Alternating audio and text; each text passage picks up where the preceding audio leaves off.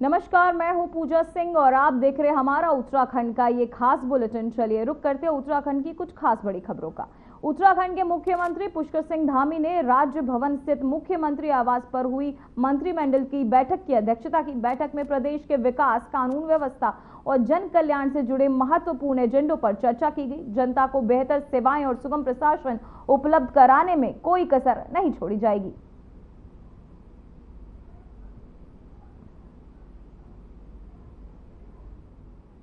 CM Dhami की cabinet बैठक, जहां व्यवस्थाओं को लेकर उन्होंने की बैठक। देहरादून मंत्रिमंडल ने उठाए महत्वपूर्ण कदम।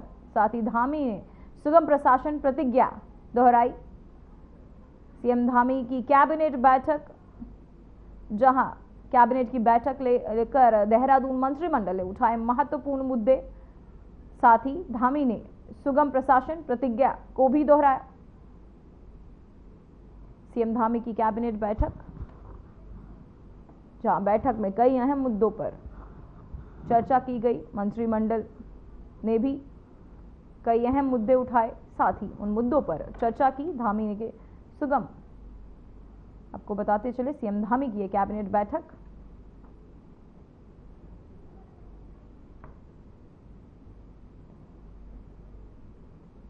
धामी की सुगम प्रशासन प्रतिज्ञा दोहराई। साथ ही सीएम धामी की एक कैबिनेट बैठक, जहां कई अहम मुद्दों पर मंत्रिमंडल के साथ सीएम धामी ने चर्चाएं की।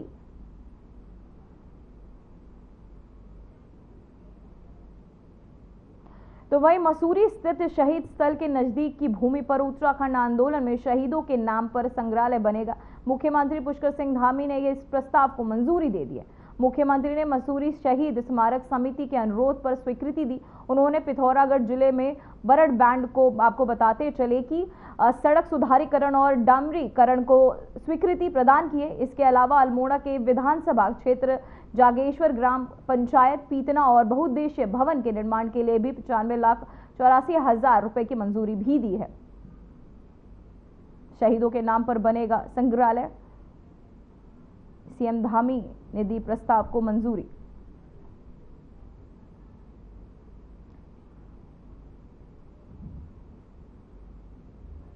तो वही उत्तराखंड में सीएम धामी ने महिला व युवा मंगल दलों को सौगात दी है। उन्होंने दलों की प्रोत्साहन राशि में 1,000 रुपए की वृद्धि की घोषणा की है, जिसके बाद दलों की प्रोत्साहन राशि 5,000 रुपए हो गई।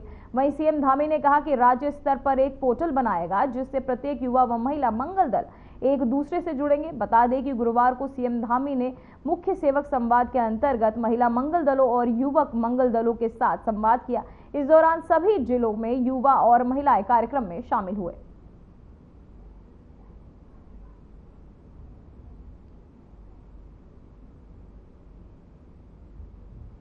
तो वहीं भारत और पाकिस्तान के युद्ध विराम के बाद राजनीतिक दलों में सुगबुगाहट चल रही है और प्रधानमंत्री नरेंद्र मोदी के इस फैसले की निंदा भी हो रही है। वहीं प्रधानमंत्री ने इस युद्ध विराम के फैसले को बीजेपी प्रदेश अध्यक्ष महेंद्र भट्ट ने भी देश हित में बताया। महेंद्र भट्ट ने का कहना है कि प्रधानमंत्री ने कहा कि हम आतंकवाद के विरोधी है, न कि पाकिस्तान की जनता के विरोधी, और अगर आतंकवादियों ने आतंकवाद खत्म नहीं किया तो घर में घुसकर मारेंगे। साथ ही उन्होंने कहा कि युद्ध कोई समाधान नहीं होता किसी की बात का, और अगर तब भी नहीं माने तो सीधा संदेश ही है कि अब किसी भी बात को बख्शा नहीं जाएगा।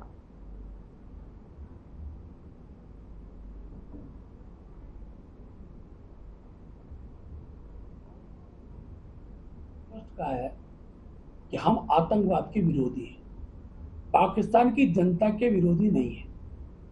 और जब आतंकवाद की दृष्टि खड़ी होगी तो मोदी जी घर में घुसकर मारेंगे। इसलिए युद्ध समाधान का पक्ष नहीं होता है। जब हम दूसरे देशों को आह्वान करते हैं कि युद्ध से बचा, युद्ध का अवसर नहीं है, तो उसको संदेश देने का मोदी जी ने कर दिया है। लेकिन ये भी साथ साथ कहा है कि अगर पाकिस्तान अगर क्रिया करेगा तो उसकी प्रतिक्रिया उसे भुगतनी पड़ेगी। कांग्रेस पाकिस्तान के अंदर बड़ी संख्या में आंतरिक द्वंद्व खड़ा होगा और उसका भी हम कुछ दिनों में अमर।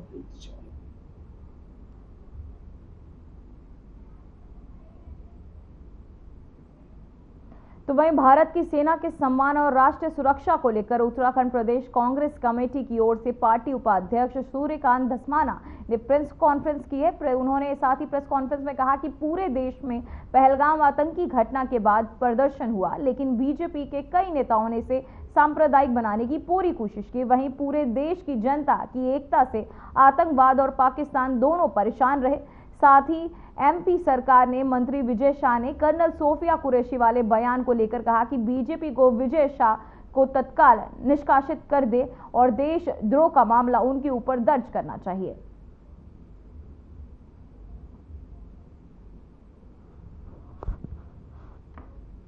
प्रदेश कांग्रेस कमेटी देश के प्रधानमंत्री श्री नरेंद्र मोदी जी से ये मांग करती है, क्योंकि उनका नाम लेकर के एक राज्य के मध्य प्रदेश के उनकी सरकार के कैबिनेट मंत्री विजय शाह ने देश की गौरव, देश की शान, जिन्होंने पूरे भारत पाकिस्तान का जो अभी पहलगाम घटना के बाद जो एक संक्षिप्त युद्ध चला उसके बारे में पूरे देश और दुनिया को ब्रीफिंग करके बताया, उनके बारे में जिस प्रकार की अभद्दी, अनर्गल, गलीच बात उनके कैबिनेट मंत्री ने कही,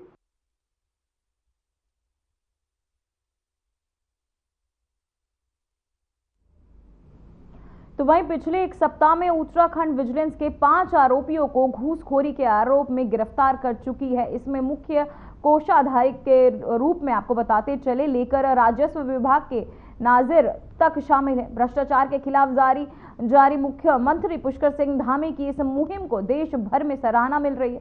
इसी क्रम में बृहस्पतिवार को सोशल मीडिया प्लेटफॉर्म पर एक्स पर Dhami clean app corruption hashtag trend करता नजर आया, जिससे हजारों लोग इस मुहिम के पक्ष में अपनी आवाज बुलंद करते नजर आए। तो वहीं यूजर्स ने अपनी टिप्पणियों में कहा कि राज्य अब उस बदलाव की ओर बढ़ रहा है जिसका सपना जनता ने बरसों से देखा था। इसके राजकाज में पारदर्शिता कायम होगी। राज्य में बदलाव की ओर बढ़ रहा है उत्तराखंड भ्रष्टाचार के खिलाफ सीएम धामी की मुहिम की देश भर के लोगों ने की सराहना। एक्स पर ट्रेंड कर रहा है क्लीन अप करप्शन।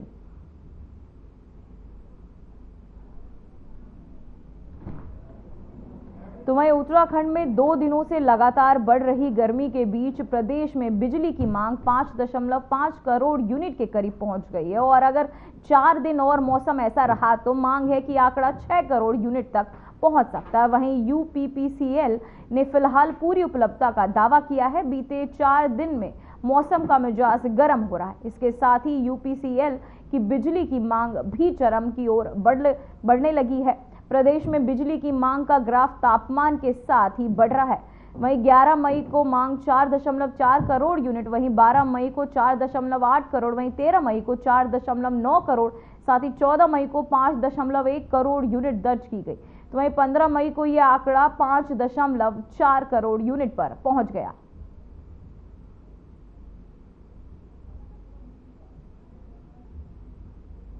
चार दिन में मौसम का लेकिन बिजली की मांग 5.5 करोड़ यूनिट तक बढ़ी। गर्मी से बढ़ सकती है बिजली की मांग। देश में बिजली की मांग लगातार बढ़ते हुए 4 दिन में बदला मौसम।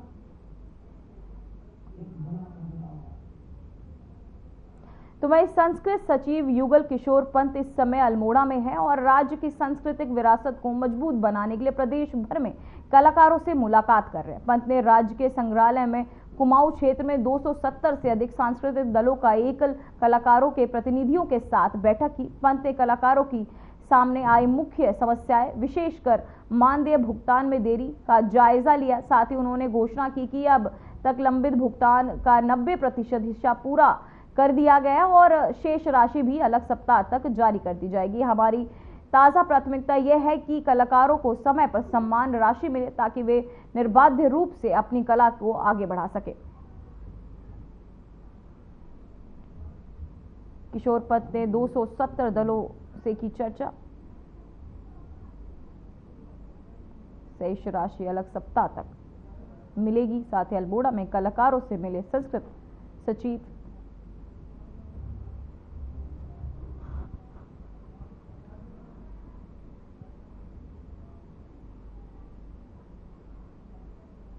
शराब के तय शुल्क से ज़्यादा वसूली और अन्य गड़बड़ियों को दूर करने के लिए नियम वही किशोर पंत ने 270 उन्हीं को हम अंगीकृत करते हुए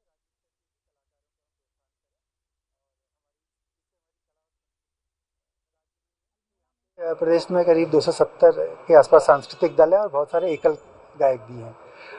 इनकी कुछ समस्याएं थी, कुछ पेंडिंग इश्यूज थे, तो उनको कुछ तो हमने रिजॉल्व कर लिए हैं, कुछ पेमेंट के इश्यूज थे, इनके पेमेंट्स भी हम लगातार करा रहे हैं। तो उसके अलावा कुछ डिमांड आ रही है कि कैटेगराइजेशन की डिमांड आ रही है कि दलों पे और कलाकारों के रजिस्ट्रेशन की भी बात आ रही है कि आपके रजिस्ट्रेशन में भी कैटेगरीज होनी चाहिए। तो हम कोशिश करेंगे कि जो राष्ट्रीय स्तर पे जो व्यवस्था है उसी के आधार पर उन्हीं को हम अंगीकृत करते हुए राज्य स्तर पे भी कलाकारों को हम प्रोत्साहन करें और जिससे हमारी कला और संस्कृति राज्य में ही नहीं पूरे देश और विदेश में फैले।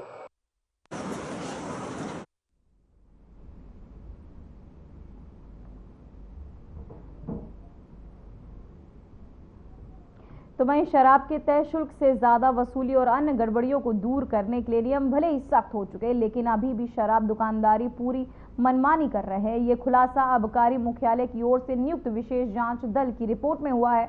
वहीं जांच दल ने करीब 50 ठेकों को औचक निरीक्षण किया, जिसमें 35 से ज्यादा ठेकों पर ओवर रेटिंग, मूल्य सूची नहीं लगाना, शिकायती नंबर गलत दर्ज करने, सीसीटीवी खराब होने समेत तमाम अनियमितताएं मिली हैं। इसी साल नई आबकारी नीति के ओवर रेटिंग पर लाइसेंस निरस्त करने का प्रावधान किया गया था। इसमें पहले सिर्फ जुर्माने का प्रावधान था, इसलिए सभी ठेके वाले ओवर रेटिंग करते थे और अभी भी सुधार नहीं हुआ है।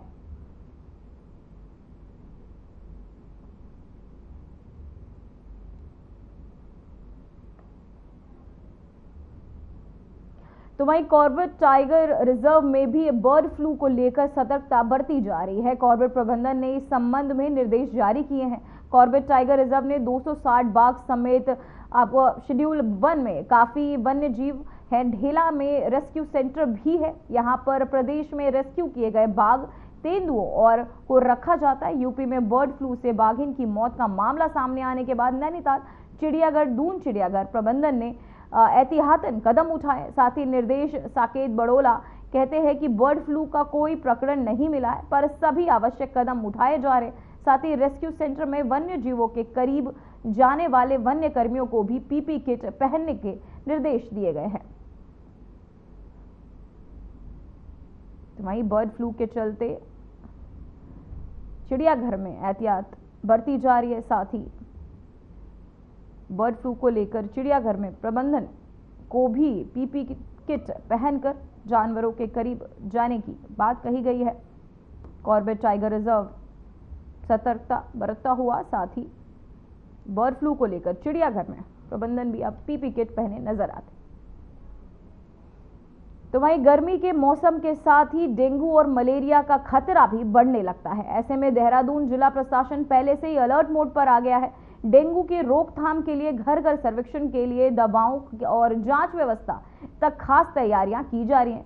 तो वहीं जिलाधिकारी सबीन बंसल ने बताया कि आशा वर्कर्स, वहीं फैसिलिटीज और वॉलेंटियर्स और निगम कर्मियों की टीमों को भी घरों में जाकर लावा की जांच और नष्ट करने का काम कर रही है। इन सभी को जिला प्रशासन की ओर से अतिरिक्त प्रोत्साहन राशि भी दी जा रही है। इसके साथ ही सरकारी अस्पतालों में डेंगू से निपटने के लिए दवाएं, टेस्ट किट्स, एलजीआर मशीन और ब्लड यूनिट्स बढ़ाए गए। साथ ही जिलाधिकारी सबीन बंसल ने बताया कि निजी अस्पताल और लैब में डेंगू जांच के रेट तय कर दिए गए हैं और अगर कोई भी निर्धारित दर से ज्यादा पैसा मांगता है तो उस पर कार्यवाही की जाएगी।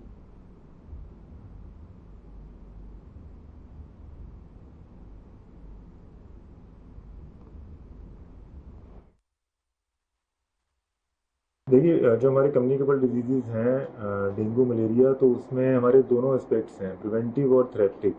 तो प्रिवेंटिव एस्पेक्ट पे हमारे घर घर जाकर सर्वेक्षण करने हैं, आशा वर्कर्स को, आशा फैसिलिटेटर्स को, अग्रणी अमला है हमारा, इनके साथ साथ हमारे वॉलंटियर्स भी रखे गए हैं और हमारे निगम के कर्मी भी हैं।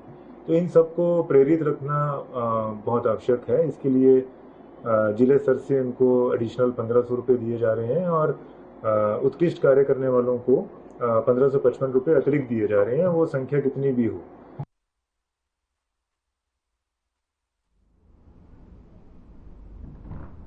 वहीं उत्तराखंड के चमोली जिले में स्थित हेमकुंड साहिब यात्रा मार्ग पर काम जोरों से चल रहा है। बर्फ हटाने का और रास्ता बनाने का कार्य युद्ध स्तर पर चल रहा है। सेना के जवान, गुरुद्वारा गोविंद घाट की टीम संयुक्त रूप से इस कार्य को कर रहे हैं। जवानों के साथ साथ सूबेदार और हेमकुंड साहिब यात्रा मार्ग पर जमी बर्फ को हटाने में लगे हुए हैं। वहीं मुख्यमंत्री पुष्कर सिंह धामी के निर्देश में प्रशासन की ओर से की जा रही श्री हेमकुंड साहिब यात्रा की तैयारियां अंतिम चरण में पहुंच गई हैं। बता दें कि प्रधानमंत्री नरेंद्र मोदी की अध्यक्षता में आर्थिक मामलों की मंत्रिमंडलीय समिति ने आपको गोविंद घाट के हेमकुंड साहिब तक 12.4 किलोमीटर रोपवे परियोजना के निर्माण को मंजूरी दी है। इस परियोजनाओं को डिजाइन, निर्माण और वित्त संचालन और हस्तांतरण मोड पर विकसित किया जाएगा।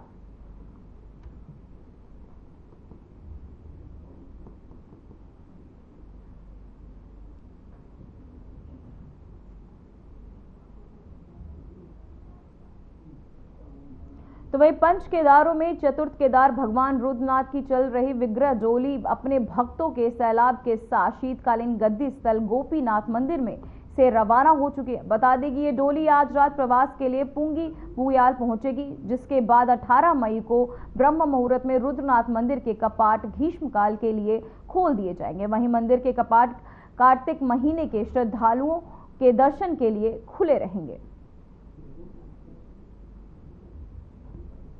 18 मई को खुलेंगे कपाट।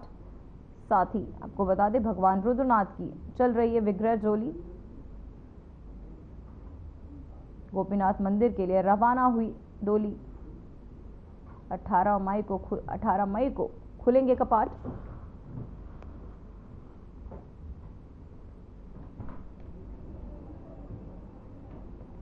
गोपीनाथ मंदिर के लिए रवाना हुई डोली।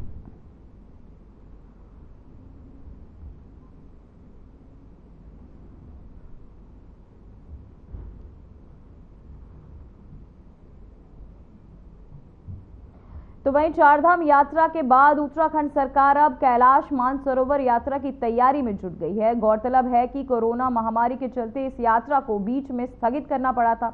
अब 5 साल के बाद एक बार फिर 25 जून से यह यात्रा शुरू होने जा रही है। इस यात्रा को लेकर लोगों में खासा उत्साह देखने को मिल रहा है। इस बार लगभग 250 यात्री इस यात्रा में शामिल होने जा रहे हैं, जिससे 50-50 तीर्थ यात्रियों में 5 दल बनाए गए हैं। इस यात्रा के दौरान कई तीर्थ यात्री ओम पर्वत और आदि कैलाश के दर्शन के लिए पहुंच रहे हैं।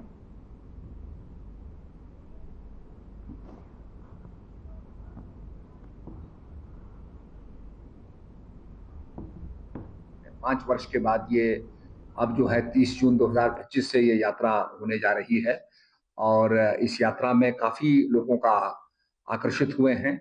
माननीय प्रधानमंत्री नरेंद्र मोदी जी जब कैलाश गए थे तो आदि कैलाश की यात्रा जो है उसका काफी प्रचार प्रसार हुआ। इस वर्ष जो है 250 लोग जो हैं ये यात्रा करेंगे और अंतिम बार ये यात्रा 2019 के अंदर संचालित हुई थी।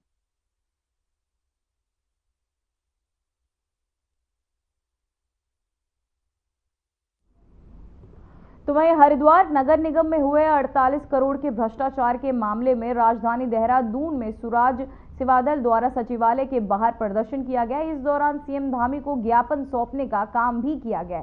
सुराज सेवा दल की मांग है कि इस मामले की सीबीआई और ईडी की जांच करवाई जाए। बता दें कि नगर निगम हरिद्वार के पूर्व एमएलए वरुण चौधरी और 48 करोड़ रुपए की 35 बीघा जमीन खरीदकर नगर निगम को भारी चूना लगाने का आरोप लगा है।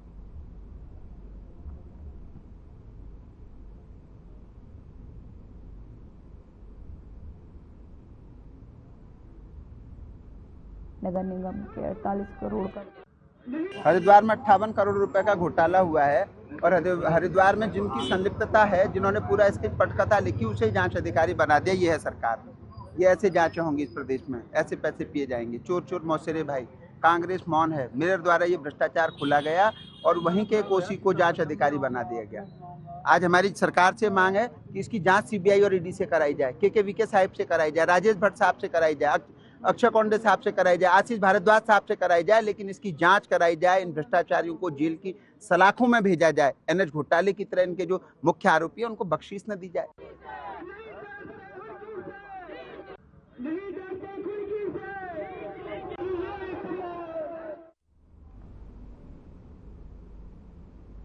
तो वहीं उत्तराखंड में वक्फ संशोधन विधेयक के पारित होने के बाद वक्फ संपत्तियों का सर्वे शुरू हो गया, जिनकी जानकारी वक्फ बोर्ड के अध्यक्ष शादाब शम्स ने दी है। उन्होंने कहा कि वक्फ के हिसाब से सर्वे लगातार चल रहे हैं, पुराने रिकॉर्ड्स को एकत्रित किया जा रहा है और वक्फ की संपत्तियों को डिजिटलाइजेशन शुरू हो गया है। उन्होंने कहा कि जिस तरीके से विपक्ष ने डराने की राजनीति की है, उसको मुस्लिम समाज समझता है। जो वक्फ का पैसा था उसके ऊपर चंद अमीर राजनीतिक नेता जो कब्जा करके बैठे थे, अब उनसे लिया जाएगा और गरीब मुसलमानों को दिया जाएगा जिनके पास घर नहीं है। इस एक्ट के तहत जमीनों को डेवलप कर वक्फ बोर्ड उन्हें घर देगा। साथ ही उन्होंने कहा कि आपको बता दें कि वहीं इन संपत्तियों पर अच्छे विद्यालय यूनिवर्सिटीज भी दिखाई देंगी और मुसलमानों के साथ साथ समाज के काम भी आएंगी।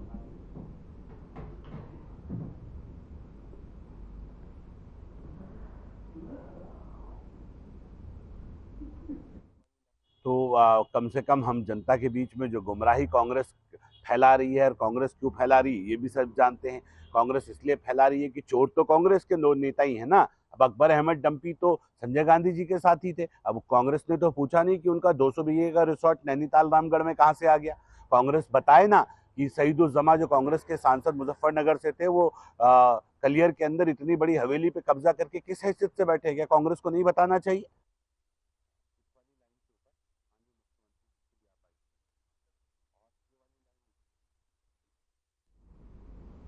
तो वहीं केदारनाथ से बीजेपी विधायक आशा नौटियाल ने आपको बता दें कि कांग्रेस के पूर्व विधायक मनोज रावत पर आरोप लगाए। उन्होंने कहा कि मनोज रावत भगवान के दर पर भी राजनीति कर रहे हैं और झूठे मामलों और मुद्दों को उठाकर यात्रा को प्रभावित करना चाह रहे हैं। साथ ही उन्होंने ये भी आरोप लगाए कि पूर्व विधायक वहां के स्थानीय दुकानदारों को भड़काकर यात्रा का माहौल भी खराब करना चाह रहे हैं। पिछले 1 साल से वह लगातार केवल केदारनाथ पर ही राजनीति कर रहे हैं।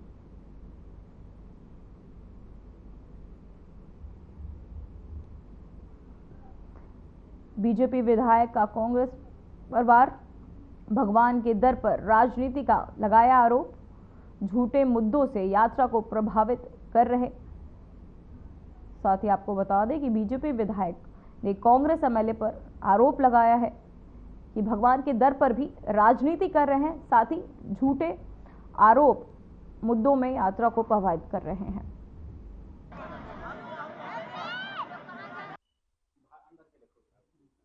देखिए, उनके पास कोई ऐसा मुद्दा शायद नहीं है जिस पे वो बात कर सके। वो पिछले दिनों से, पिछले साल से पता नहीं क्या उनको ऐसा हो गया कि वो भगवान केदारनाथ जी पर ही राजनीति करने की उन्होंने सोची है। जब तक वो थे तब तक वो गौरीकुंड कभी गए नहीं, उन्होंने कोई काम किया नहीं, रोड बनाई नहीं, पानी लोगों को दिया नहीं, यात्रा की व्यवस्था के लिए कभी आवाज़ उठाई नहीं। आज उनको तमाम कमियां नजर आ रही हैं। वो इसलिए आ रही हैं कि व्यवस्था चुस्त और दुरुस्त है।